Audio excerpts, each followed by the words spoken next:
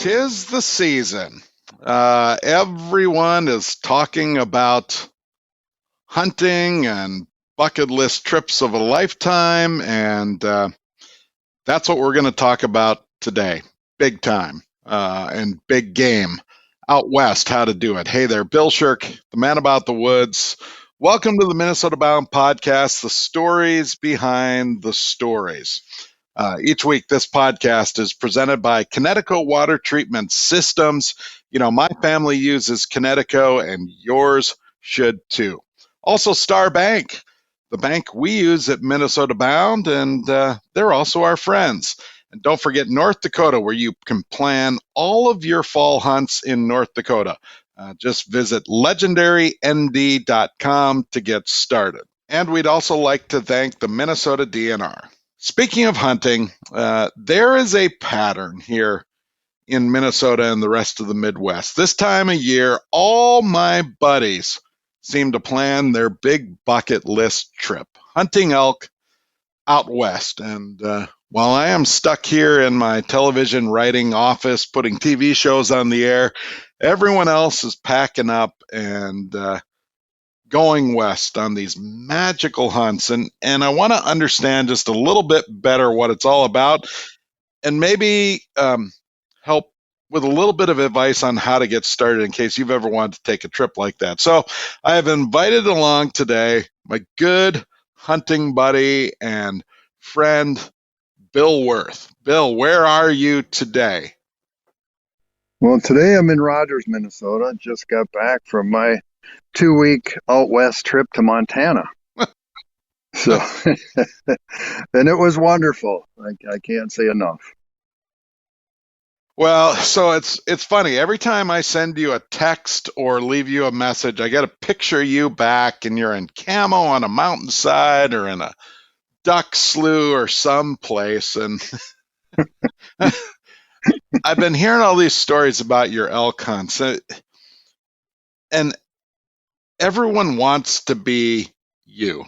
And I'm not saying that facetiously, but every year you and your buddies plan a trip and then you go west. And the key to this, if you've got all the money in the world, you can hire a guide and go hunt private land, and they make a big splash of it. But for most of us, we talk about doing public land hunts, not on the cheap, but just not spending too much money. And that's what you kind of have down to a science, I think. Well, Bill, we're trying to get it down to a science. Each year you learn a little bit more about the terrain of where you're going to go and how to use the maps prior to going. So we feel like we're getting better at it, and we're having more opportunities, and it's really about opportunities. So which state do you like to hit? Well, typically we'll put in for Wyoming and Montana, and we've hunted both. And we're doing a lottery. So in Wyoming, you can put in as a party of 6, and in Montana, you can put in as a party of 5. Why the difference, I'm not sure. But nonetheless, we have 4 people, and this year we did add one more. But we start our planning that way. We put in for both those states. And then if you happen to get drawn in both states, you can always return your tag on one of them. Right. And they can, and the way I understand that is they'll refund your money, right? Yes, they do. You do have to pay for it up front and wait a few months to find out whether you were successful in drawing, and then you decide which one you want to go to. So that's fun. So this year you drew Wyoming. Actually, we drew Montana. We found out that we drew Montana, and decided that rather than even worry about Wyoming, we would accumulate our preference points in Wyoming and take the Montana trip, because we had just done Montana last year and also the year before. So we were starting to get familiar with the area and wanted to pursue it one more time. Yeah, so we returned our tag to Wyoming and headed to Montana, central Montana. And you can do all that stuff online, and once they say, yep, you're in, then it's time to start planning. And that for me is half the fun of these kinds of trips. Well, you're right, but honestly, the planning starts. It seems like it's year round. You're constantly, whenever you can fit in a little bit of time, and get on the computer. Watch some of the YouTube videos, learn as much as you can. You can go on some of the chat rooms if you want. Always trying to gain new knowledge. You're practicing your calls. You're learning your. We have a app called Onyx Hunt, Yep, and so then we also, popular. yeah, it's very popular, and then we also do Google Earth in the 3D, so you can kind of refine your area. Because you really, when we apply, we go apply for a general tag, and a general tag has certain units that you can hunt, and the other coveted areas, if you want to call them limited draws, it takes preference points to get into some of those areas. So the general one, we pick those units, and then we start targeting those, and then we start looking at the different mountain ranges within those units, and then we keep refining and refining from there. Hmm. So, somebody who has never done this before, is it overwhelming? You apply, you get a tag, It's then it's you. actually it's actually pretty simple. If you just go on the DNR website, they kind of walk you through it, and they're really good about if you give them a call. If you call Cheyenne, Wyoming, and you can talk direct to the folks there, and they'll help guide you. You can Hmm. call the biologist, the forestry department. There's lots of folks that are willing to talk to you if you start early, so you kind of beat the rush of folks waiting to the last minute to contact these officials.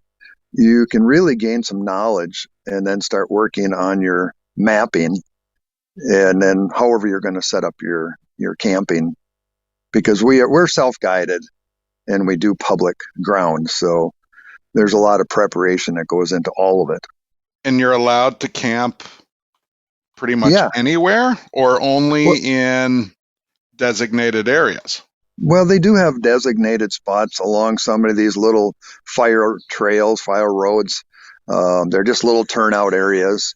But we have a big enclosed trailer. We have a wall tent, and then we set up a rain fly for our camp cooking. So we spread out, because we bring four wheelers. So the campsites are actually fairly decent size. Hmm. Hmm. And Onyx also shows some of those campsites on the mapping, or like I said, you can check with the DNR and forestry to see where those locations are. And then you road trip. Yeah, yeah. So our group consists of, this year we had, ordinarily we had four. This year we had five. So it's my son Jared and I, our buddy Nathan, another buddy Cal, and our cousin Kyle. So there was five of us. And as I said earlier, that in Montana you can have a party of five. So we applied to Montana as a group of five, got drawn. So we all get drawn. One gets drawn, you all get drawn. So then you kind of divide the things that you do. Jared and Nathan are really good at researching the mountains and the maps, um, and everybody's supposed to be practicing their call, getting their own personal gears from their packs to the food. And I usually take care of the trailers and get the four wheelers, get the bearings packed on the trailers. And we do bring a freezer. So we've got a lot of gear that we bring, just like we're an outfitter, but we're doing what we need to do just to be out there on our own for a 2 week period. And is this the sort of thing where you're pulling in and you just unload the truck so you can camp right next to them, or are you hauling gear way back into a remote spot? We have what we call our base camp. So the campsites off of the fire trails are, you can usually drive right in with your pickup or camper, whatever you have, and we'll set up our wall tent, and that'll be our main base camp. But then we bring along gear so we can uh, maybe get away from the crowds and pack in our little bivy tents, some dry foods and stuff to cook, and water bags so we can filter water. And we'll go for a hike back for 4 or 5 miles away from the crowds. to try to get into the elk where others aren't. So talk about this year. You show up, you get your camp set. Uh, all my buddies have been out west this year, and all of them seem to be saying that it was just an incredible year of hunting, that there were animals all over the place, and they were having close encounters. You're a bow hunter, Yep, we're archery hunting. so what happened this year? So we got into camp, and usually, well, with 5 guys, we split up a group of 3 and a group of 2. So Cal and I took off one direction, and Jared and Cal and Nathan, uh, what did I just say?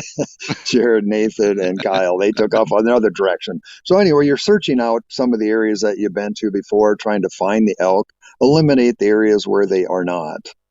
So that's after we're all set up. We just say we're going this way, and sometimes you get on top of the mountaintops and you get cell service, so we can text. And it's sporadic, but that's the game. And then at the end of the day, you're meeting back in camp. You're up at 4:30 in the morning, off and running, and try to be where you want to be well before daybreak, and start hiking in. And you spend the most of the day. So you're packing sandwiches. We kind of live on peanut butter and jelly sandwiches. Mm-hmm. And so anyway, you're just hike for miles and miles in search of fresh sign. And meanwhile, you're making calls and hoping to get a response, doing locator bugles, cow calls, lost calf, try anything to try to get a response. So everyone's going to hear this and say, well, okay, you're on public land. You're someplace where, you don't spend too much time outside of getting your trips out there. Are there other people around? Are you running into other camps? We do. That's probably a little bit of the downside to public ground, is sometimes you're deciphering, you're listening to the call. Is that a good call? Is it a real call? And sometimes when people are really good at calling, you'll end up following that call, trying to see if it's a real animal. And occasionally you get tricked. But usually you talk to those folks and ask them where they're going, what they've seen. So you end up getting some more knowledge, and you try to spread out a little bit. But that's the reason that we pack up to our secondary camp after a few days. We hit the areas that we think we might be successful, and we had several encounters early the first few days, but after a few days we decided that we would head back deeper into the woods, and that's when Jared, he was able to shoot a 5x5, and so we were successful that way. And the next morning, one of the guys was able to get a close encounter at 15 yards to what they said was probably a 350 class bull at 15 yards. But it's always something, it's not like a gun. You got to be ready, and you got to draw, and everything has to happen perfect. So, but it's fun to have the encounters.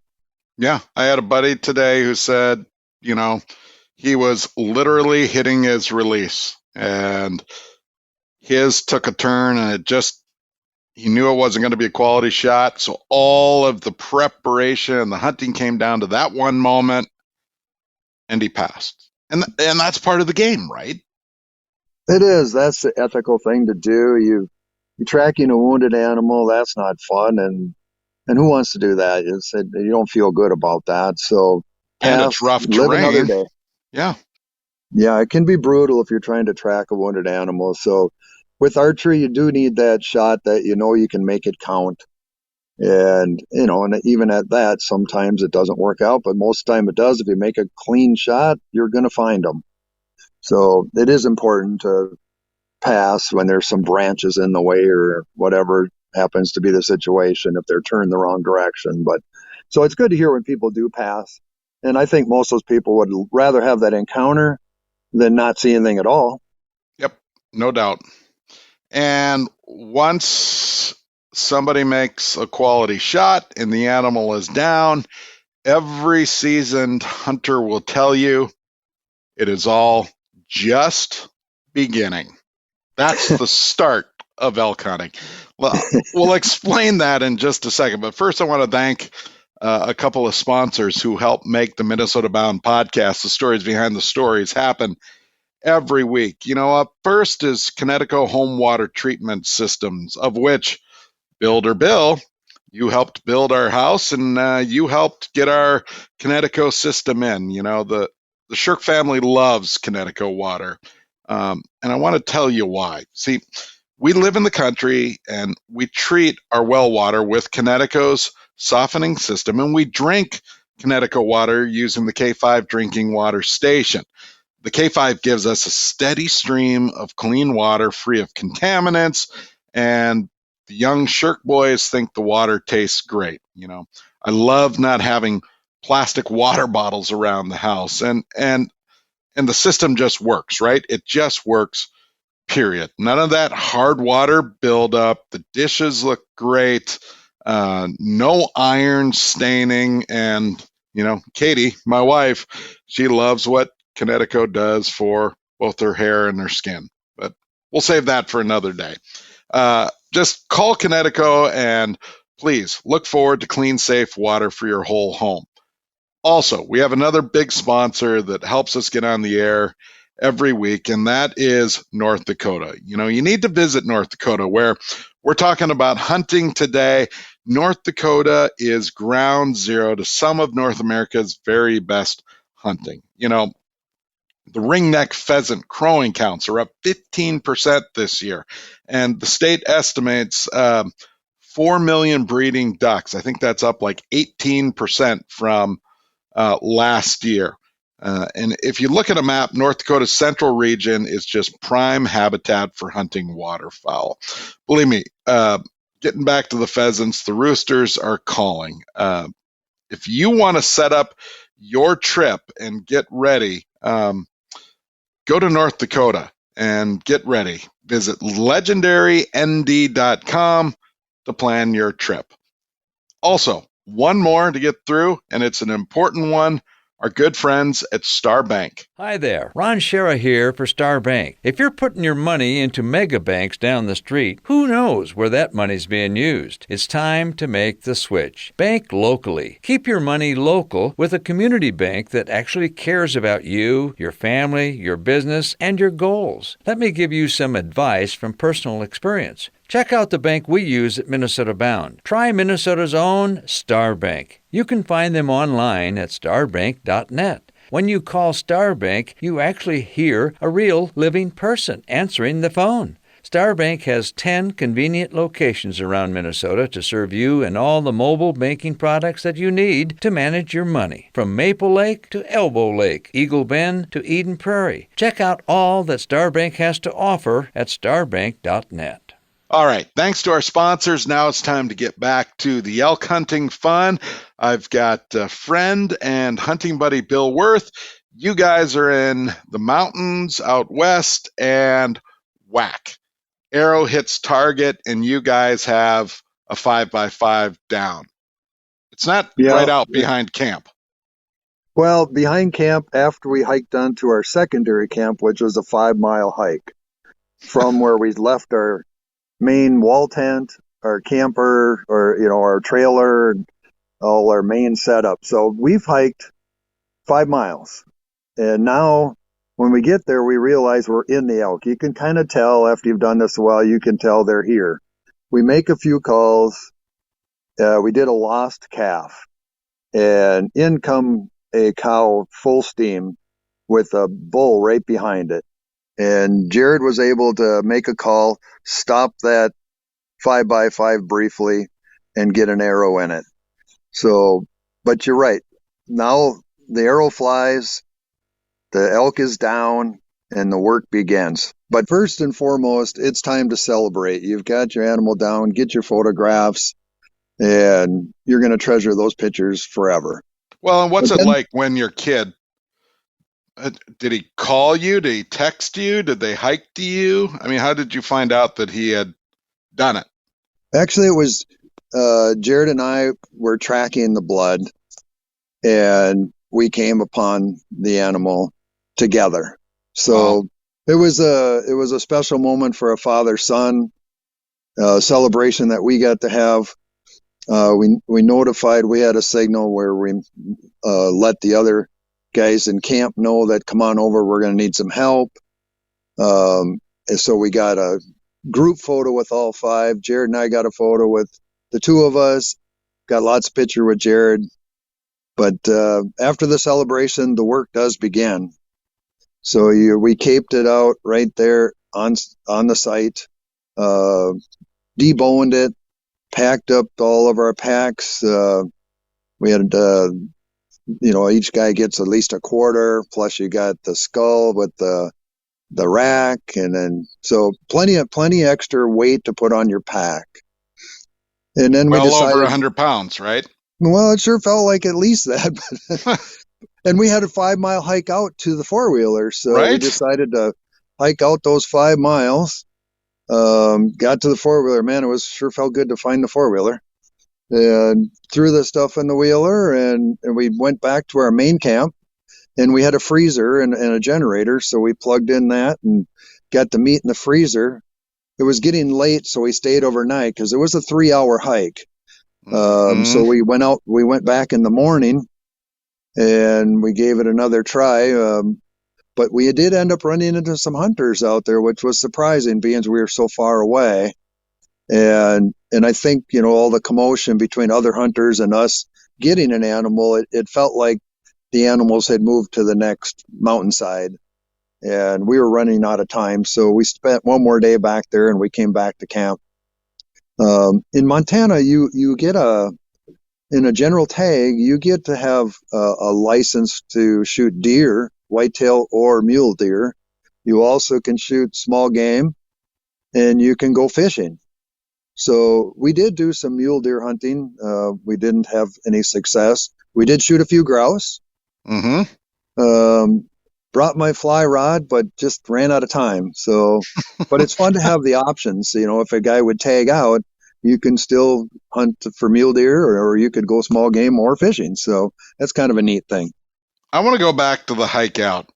Okay. I'm guessing at this point the adrenaline has worn off, and it's not like you're walking along fence rows or anything like that. You're in the mountains, right? So, I mean, how tough is that task? Well, I can tell you, I would advise everybody, if you're going to go on a trip, start several months in advance getting in shape. And I mean working out on a daily basis. Yep. And it's hard to get ready for the altitude, the thin air, but getting your body in shape, your legs, your back, everything is really, really helpful. Because it is an extreme amount of work when you pack all that on there. And if you end up going that far back, you don't always have to go that far back. So most of the time you can get something within a mile. We just decided to try an area further back, but it was brutal. You had to keep your chin up. We always said, keep your chin up, joking, and you gotta, after a while it's starting to grind on you. But we do carry walking sticks too, which help spread the load out onto your arms a little bit. So yeah, you definitely get fatigued by the end of something like that. And then what happens once you're finally back in camp? The meat is safely put away. What then? Well, then it's time for a refreshment and build a small campfire and sit and have the moment where you're celebrating and rehashing your event. Because it was so far away, we weren't able to go back out hunting yet that day, or we may have. But we geared up for the next day. We're replenished our food and got a good night's sleep again. If you call 5-6 hours of sleep a good night's sleep, because you're up at 4:20 in the morning, and so it's best to get to bed before 11. Man, for every king a crown. Yeah. What does that mean? Yeah. Well, I didn't know what you're referring to. Crown what? Crown Royal. That's sitting around a campfire. We know each other too well, though. I think that's great. Those are just magical moments. Probably the most important question of this whole deal. of the entire thing. How in the world do you get 2 weeks to go hunt? Wow. That's not normal. I'm kind of hoping my wife doesn't listen to this podcast. Odds are she does, because the rest of the world is listening in. But honestly, right, I'm thinking about a trip like this, and all right, drive, hunt 2 days, get back home Tuesday, 2 weeks. Yeah, it's a long time to be gone. It really is. So it takes a lot of preparing, because I'm self-employed too, and so we do take time during that couple of weeks, that every few days, to check our emails and return some phone calls. So even though it sounds like we take 2 solid weeks, there is some work in there too. But it is a long time to be gone. So I'm fortunate my wife seems to understand, or at least she tolerates me. And so, yeah, I don't know. It is a long time, but most hunts, if you get a guided hunt, which you could spend, I don't know, 7,500 to 15,000 maybe, Right. depending on where you go and how luxurious it is. Where we're going for the cost of the license and gas. I really don't count food and whatnot. You got to eat. So, we're going for less than $2,000. And so the money part of it isn't so bad. It's really more about the time, getting the time to take it. But, yeah, I don't know. It's a good time to be gone. You really get relaxed after about a week and a half. You really start to relax. But about 12 days in, I'm about ready to go back. It's not like there's a shower just waiting for you, but boy, when you get home, showers feel great. Oofta. If your wife will let you back into the house. Well, you got to stop at a hotel about halfway home and clean up. Yeah, that's the not pretty part. Oh, that's funny. Brilliant.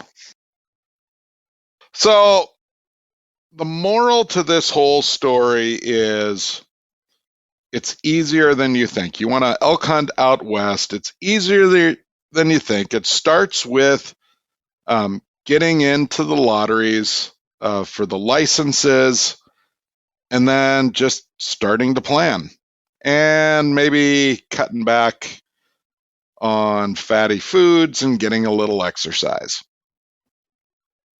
Well, that's kind of sums it up. I don't know. I don't count it as easy because it is a lot of preparation. But as far as, don't be afraid to do it. There's the states like Colorado who allow over-the-counter purchase of a license. It's I think there's 2. It's Idaho, I believe, and Colorado. So if you didn't get around to planning your trip early, because most deadlines for the lottery planning is, I believe it starts at the end of January on into March. So if you didn't catch those deadlines, you could look at planning a trip in Colorado or Idaho.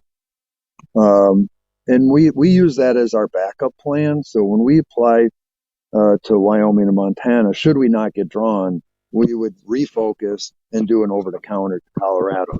Mm-hmm. So I think this year, what I'm hearing, because I have some buddies that went to Colorado, and he said it was very busy out there, and he figured it was something to do with the COVID, over-the-counter purchase where folks just wanted to get out and do something. So they were able to grab a license and go out to Colorado.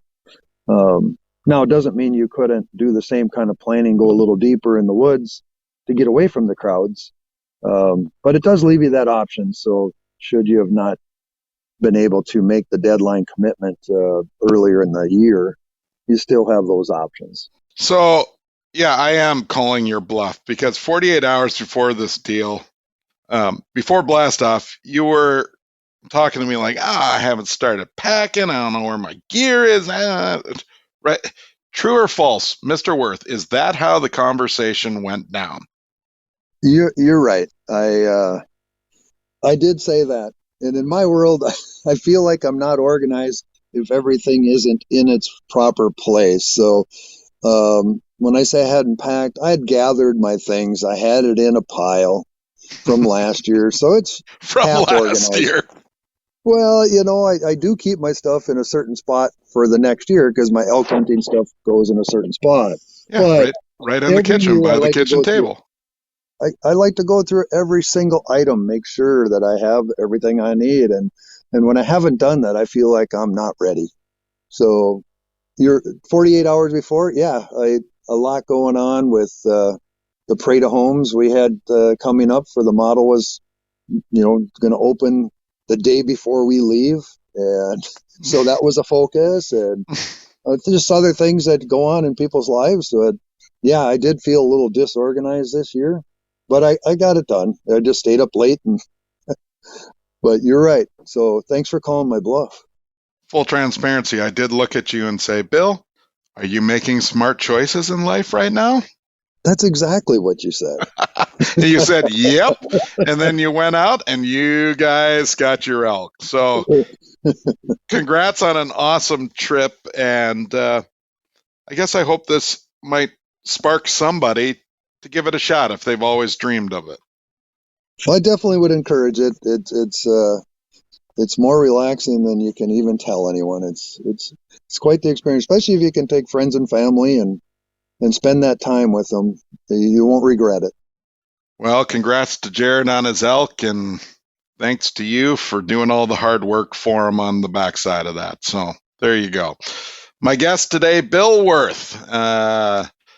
And as he said, if you have questions, just get a hold of the DNR in each of the states. They are more than willing to help direct you and get you started down the path to your first elk hunt. So thanks. And speaking of the DNR, I'd really like to thank them for being our newest sponsor of the Minnesota Bound podcast, the stories behind the stories. We'd love to also thank the Minnesota DNR. Minnesota's wildlife management areas are a vast array of lands across all of Minnesota. These 1,444, they're going to call them WMAs. Minnesota's wildlife management areas are valued for wildlife and Minnesotans' outdoor recreation opportunities. They maintain hunter walking trails, they plant food plots for wildlife, and develop acres and acres of prairie and grasslands. To find out more, visit Minnesota Wildlife Management Area. Go to www.mndnr.gov/WMAS. Today's episode is also presented by Connecticut Water Treatment Systems. Clean, safe, great tasting water. Trust me, great tasting. Also, North Dakota, where you can start planning your fall hunts. You better be onto it right now. Visit legendarynd.com. Of course, our good friends at Star Bank, the bank we use at minnesotabound.com. And the DNR. That about does it for the Minnesota Bound podcast. I'm Bill Shirk, the man about the woods. It is time to get out of the office and time to get outdoors. Until next week, don't forget to introduce a kid to the great outdoors. See ya.